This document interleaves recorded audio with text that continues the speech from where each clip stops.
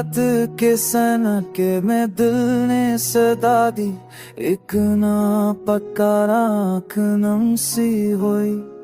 सितारों ने पूछा क्या ढूंढते हो, मैंने कहा वो लम्हा जहाँ तुम होते हो।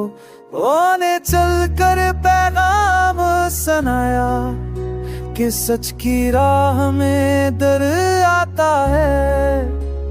मैंने दिल से कहा चलते रहो, मोहब्बत का बोझ भी सहाया जाता है। यादों की गली चिराग जला, हर एक मंजर ने रंग बदला। जो ख्वाब होते थे तन्हाई में, उन्हें उम्मीद ने फिर से जोड़ा। मैंने सीखा है खामोश रहना, जब लफ्ज़ बोझ बद जाए। मैंने सीखा है मुस्कुराना, जब आंसू आँखों में ठहर जाए।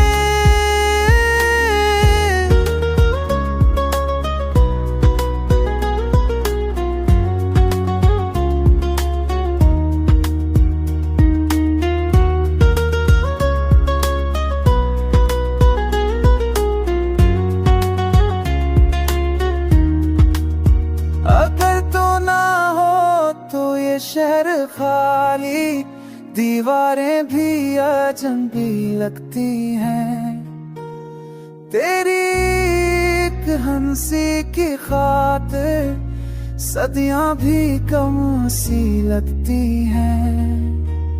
हमने वक्त के हाथ से लहे चराए, कुछ दर दर को गेत बनाया।